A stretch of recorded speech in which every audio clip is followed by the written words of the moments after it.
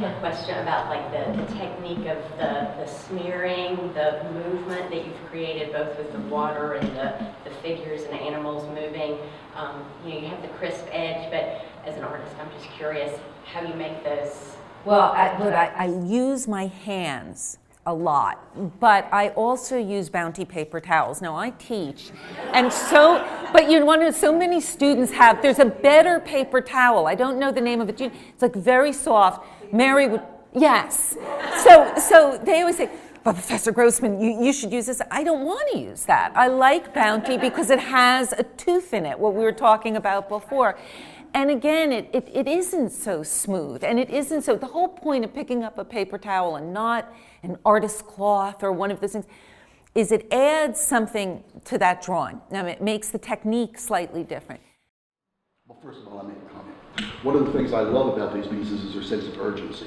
The fact that you have captured the dynamism of the urban's sensibility of we've got to get somewhere. I haven't figured out what your point of view is yet, whether these people are escaping you, leaving you behind, or whether you're distancing yourself as the photographic observer. I am camera, so to speak. So I'm curious about that. And so my question is, who is your audience? Yes, to the first part of that. I do think I am an observer of the moment, and I feel very much separate from the situation, like I'm writing a story about somebody else. And in many ways they are, and the movement is vitally important to me. Now, again, this is something I'm working on. I hope one day to have it, even though they're drawings and they're static, I want them to move, which of course they never will. So, but that constant struggle for it. Well, hopefully they're getting there. And again, that's it. And the audience, twofold. I would love anyone to walk by them and feel something.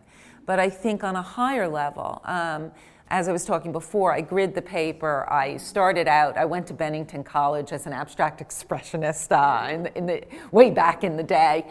So there's an element of not just making figurative work,